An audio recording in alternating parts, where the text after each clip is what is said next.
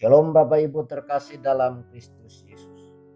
Saat ini saya Pendeta Daniel Selan bersama anak saya Kristo Ebenezer Selan mengajak Bapak Ibu untuk mengikuti renungan harian yang dikeluarkan oleh Sinode Gereja Kristen Ekumene di Indonesia GKO dengan berpedoman pada pola pembacaan Alkitab 4M, yaitu menerima, merenungkan, melakukan, dan membagikan firman Tuhan. Mari kita awali dengan doa. Bapak Ibu sekalian, mari kita berdoa. Segala pujian, hormat, dan syukur kami naikkan kepadamu ya Tuhan. Atas kasih dan kemurahan-Mu, kami dapat bangun pagi di hari pertama minggu ini dengan sehat. Karena itu, kami mau mengawali dan menjalani hari ini dengan merenungkan firman Tuhan. Mohon penyertaan Tuhan dari awal hingga akhir renungan firman Tuhan pagi hari ini. Di dalam nama Tuhan Yesus kami berdoa.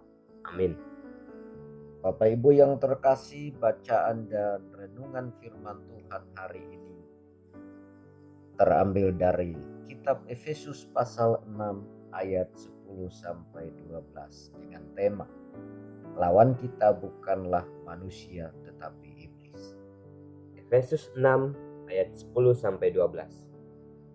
Akhirnya, hendaklah kamu kuat di dalam Tuhan, di dalam kekuatan kuasa-Nya. Kenakanlah seluruh perlengkapan senjata Allah, supaya kamu dapat bertahan melawan tipu muslihat iblis. Karena perjuangan kita bukanlah melawan darah dan daging, tetapi melawan pemerintah-pemerintah, melawan penguasa-penguasa, melawan penghulu-penghulu dunia yang gelap ini, melawan roh-roh jahat di udara. Bapak Ibu terkasih dalam Kristus Yesus, mari kita mempelajari isi Alkitab dengan pertanyaan-pertanyaan berikut.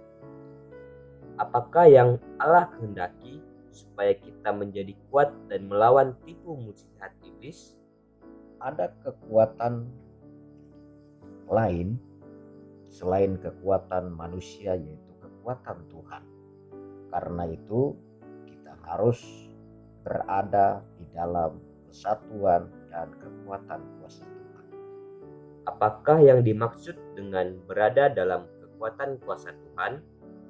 Yang dimaksud dengan berada di dalam kekuatan kuasa Tuhan ialah kita harus terus-menerus berada dalam hadirat Tuhan dengan menyembah Dia dengan segenap hati kita, mengimani Dia dan melakukan firman-Nya dengan setia. Berarti kita boleh berperang setelah berada dalam kekuatan kuasa Tuhan? Tepat sekali. Mustahil kita dapat mengalahkan iblis dengan kekuatan kita sendiri atau kekuatan manusia. Karena itu kita butuh kekuatan Tuhan.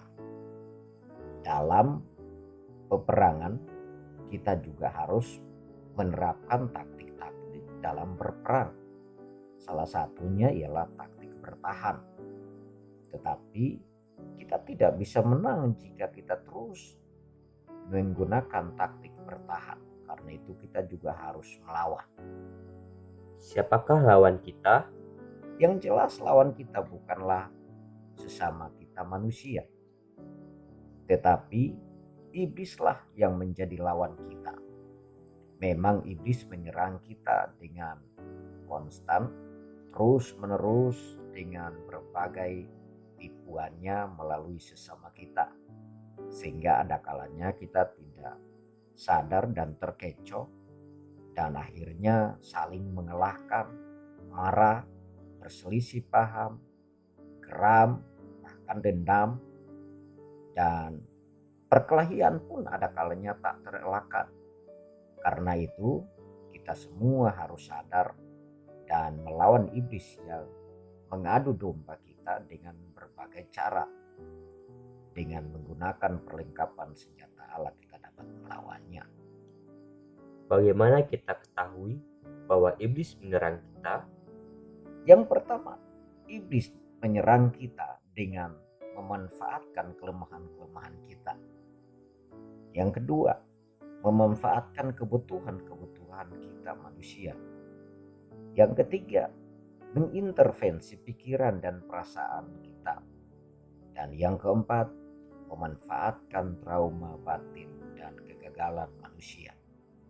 Melalui hal-hal ini, iblis dapat mengalihkan fokus kita manusia kepada Tuhan dan lebih fokus kepada masalah dan daya tarik dunia.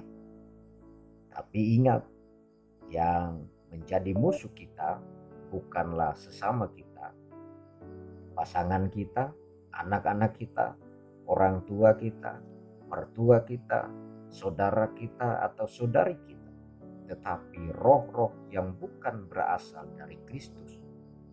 Jika demikian, apa yang menjadi pelajaran bagi kita? Yang menjadi pelajaran bagi kita yang pertama ialah kita harus sadar dan mendekatkan diri kepada Tuhan, intim dengan Tuhan. Itulah yang menjadi pokok utama. Dan yang kedua ialah kita tidak boleh memberi celah kepada iblis.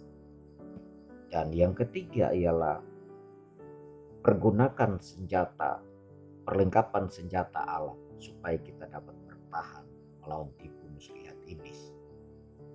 Apa yang harus kita lakukan untuk menolong sesama?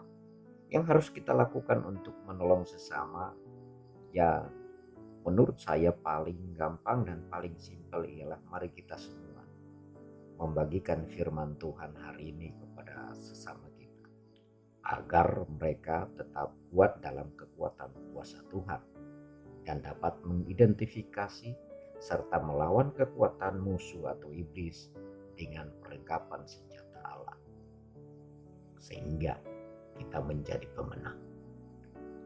Demikian renungan firman Tuhan hari ini. Shalom, Tuhan Yesus memberkati. Mari kita berdoa. Terima kasih Tuhan atas firman-Mu hari ini. Kami kembali diingatkan bagaimana caranya bertahan, melawan, bahkan mengalahkan dan menang terhadap tipu muslihat iblis dengan kekuatan kuasa Tuhan dan menggunakan semua perlengkapan senjata Allah, maka kami akan bertahan dan dapat melawan tipu muslihat iblis. Di dalam nama Tuhan Yesus kami berdoa. Haleluya. Amin. Shalom. Demikian renungan firman Tuhan hari ini.